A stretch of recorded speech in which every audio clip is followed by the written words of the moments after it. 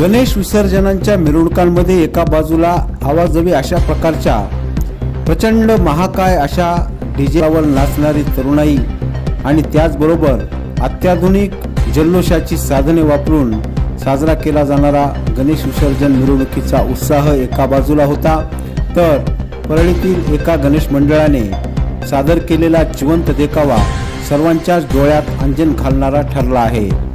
परळीतील नवकिरण गणेश मंडळ पद्मावती या गणेश मंडळाने अतिशय नजर लागावा अशा प्रकारचा रोमहर्षक देखावा सादर केला।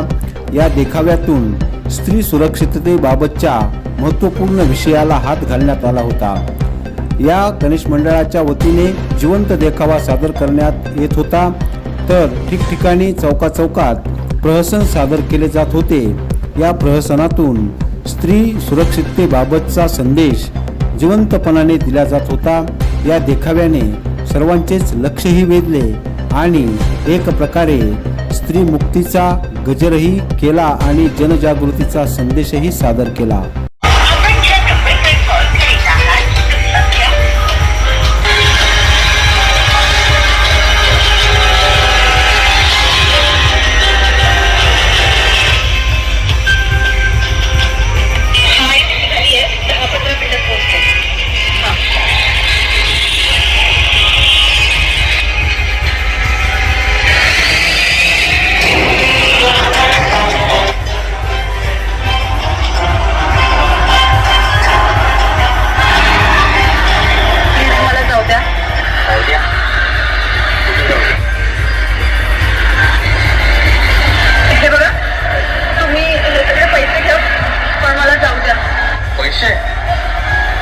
कशाला पाहिजे पैसे आणि कुठे जाऊ द्यायचं का? मला जाऊ द्या, मी काही नाही केलं, प्लीज मला इथून जाऊ द्या ना, मी तुमच्या पाया पडते, हात जोडते, मला जाऊ द्या इथून। अजून किती दिवस पाया पडायचं सांग ना? अरे चाललंय का आपल्या देशात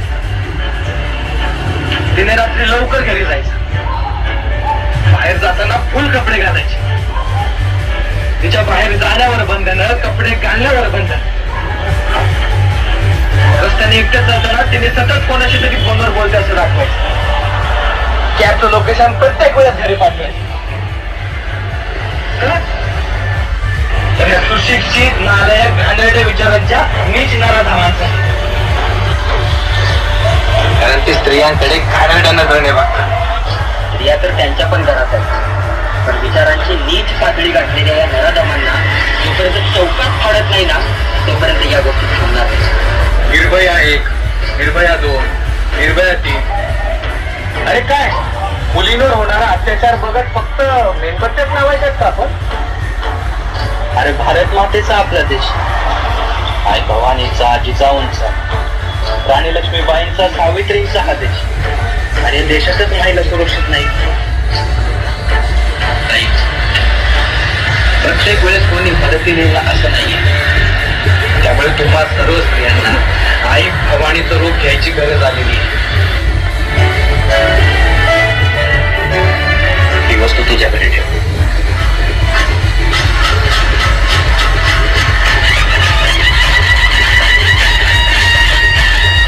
ही वागणं तुझ्याकडे ठेव, आणि कोणीही तुला छेडायचा प्रयत्न केला, तुझ्याकडे वाकड्या नजरेने बघायचा प्रयत्न केला तर कोथळा फोडून काढ राहा त्याचा।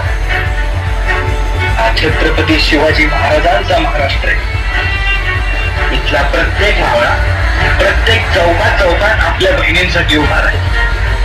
जय भवानी, जय शिवाजी।